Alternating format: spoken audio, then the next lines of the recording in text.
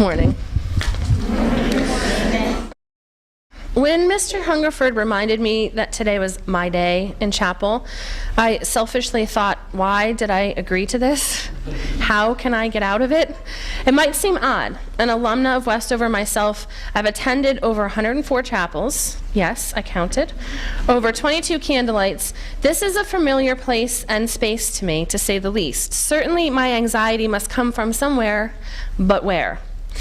I believe it stemmed directly from Mr. Hungerford, circa 1990.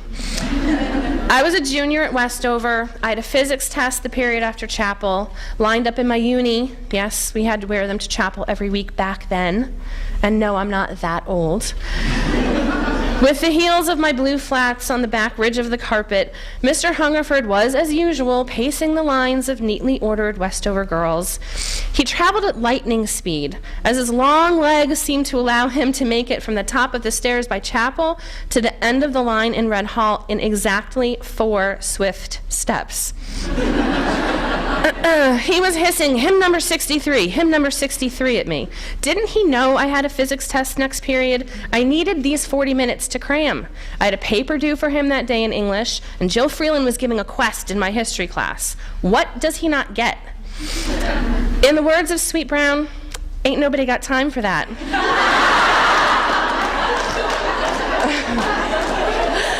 Chapel? Come on! But here he was, forcing us all to belt out the spacious firmament on high, or Jerusalem, or any number of traditional songs. Then I was seated, shoulder to shoulder, in the middle of chapel, forced to put away my thoughts of physics and tests and papers and deadlines, and, well, listen.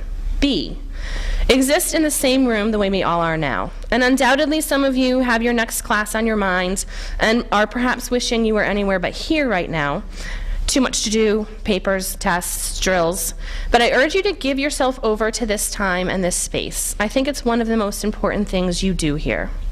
When I first started thinking of what I would say to you today, I made a mental checklist. Be memorable, be witty. Make sure you give them a talk from an alumni perspective.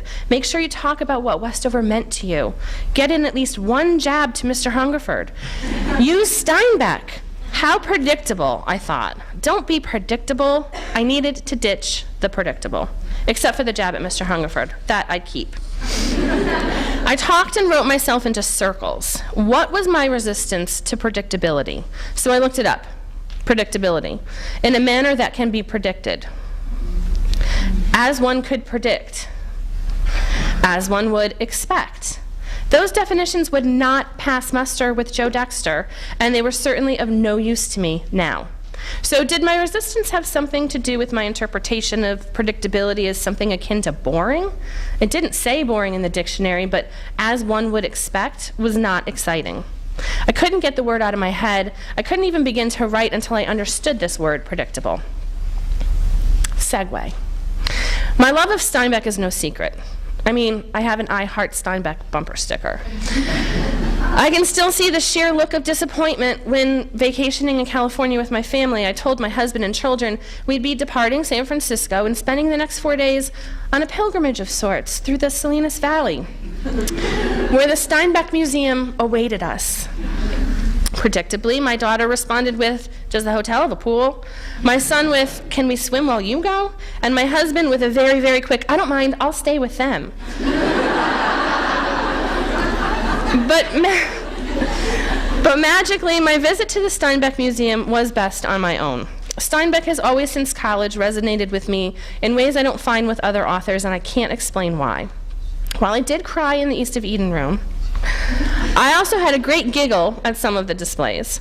Steinbeck's Pegasus, a sort of early form of marketing and branding, a lovely little winged pig stamped at the bottom of many of Steinbeck's writings and correspondences. The Latin motto, dancing above this pig flying, was translated as, to the stars on the wings of a pig.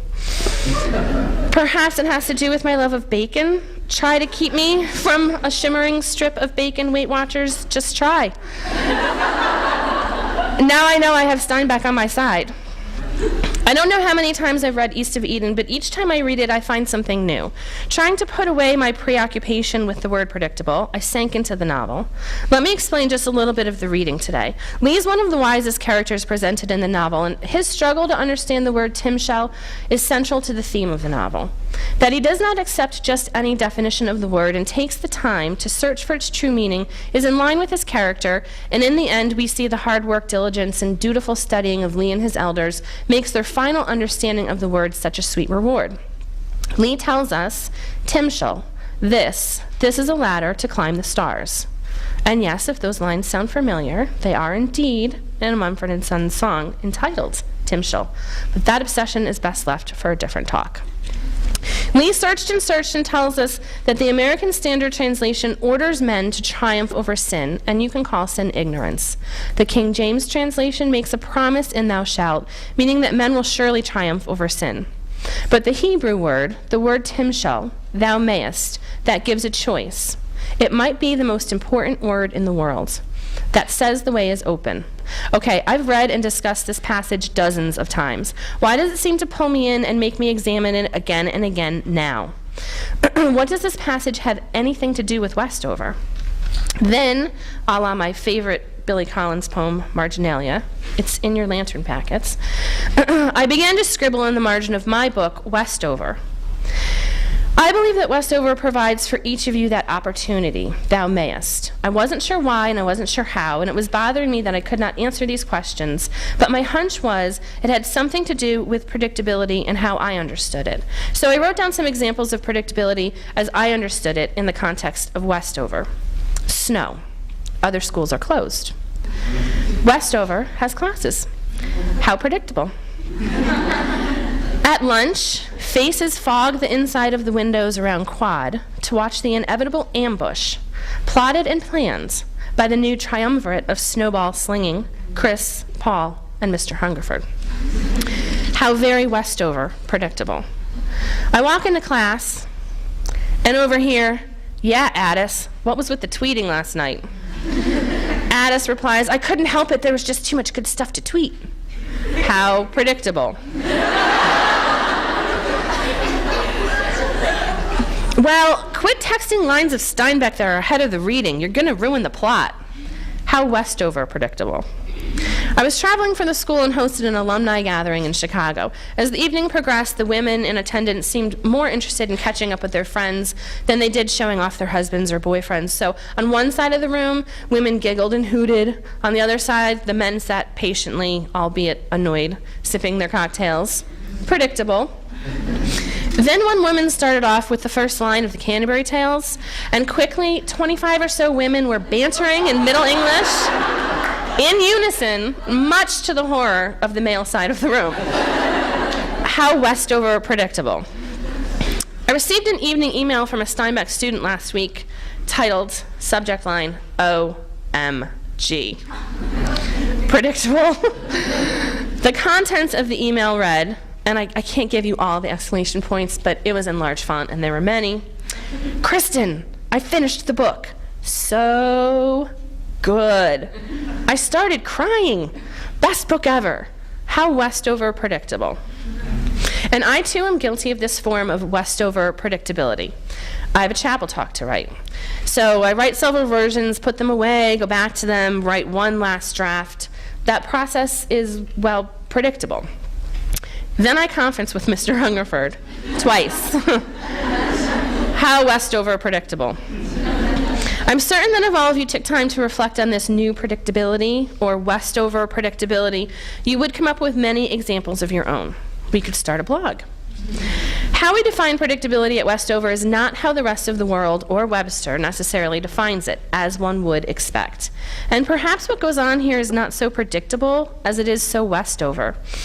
And perhaps we are allowed, all of us, students, faculty, and staff alike, to fully marvel at the word Timshel and the translation thou mayest, because we can most fully experience the freedom and the power the word Timshel offers us, because we do so within the context of Westover. What if the rest of the world defined predictable the way we do here? What if predictable was just not what one could expect, but let's redefine it as what one should expect, as if they were at Westover. That would be the kind of predictability I would be inspired by. That predictability is not boring. It is spontaneous, it is thoughtful, it is diligent, it's academic, it's our mission to inspire the artist, the athlete, and the philosopher in each of us. It is tradition, it is adaptable, but its constancy provides a structure in which we may find freedom of choice not overwhelming, but an inspiring call to action. We may find ourselves forced into certain circumstances which seem more thou shalt than thou mayest. I felt thou shalt when Mr. Hungerford hissed at me that day in chapel line. I had no choice to be in chapel rather than to be in the library studying. But I did have my choices. I could be snarky. I honed those skills early. I could be resentful. I could fold study notes and put them in the back of my hymnal, though I never did that. But I chose to be open. I chose to listen. I chose to be present. You may not remember, I don't think, any one particular chapel talk years from now, but I guarantee you that you will always remember what it feels like to be here. If you choose to be present in the time and place of this space and in this community, then you've made a choice to be great. And as far-fetched as this may sound, I think my affinity for Steinbeck is in part my belief that Steinbeck asks us to think, to do, and to be. That is, think of what is important. Do what is meaningful to you and for those around you because thou mayest. And then be. This will never leave you. It will be what binds you as a Westover alumni in the decades to come. You've been given the Westover framework in which to make meaningful choices. Choices made in a community that does not promise you won't ever fail, but will always encourage you to take risks. With what we've now defined as Westover predictability, you're given the tools with which to truly understand and embrace the notion of thou mayest. And I believe the notion of thou mayest, that ladder to the stars, is whispered to you by teachers, coaches, dorm parents, and fellow students daily, whether you realize it or not. And I can tell you from experience that years from now, you will look back and know that those whispers were there and are here now. Few places, few spaces, few friends, faculty, or staff will open this door and their hearts and minds to you as they do here and now. So, in the spirit of Westover predictability, I leave you with the word that I think best describes Westover's whispering gift to you, in the hopes that you will hear it now, but in the certainty that you will hear it later in your life, perhaps when you need it the most. Thou mayest, Timshel.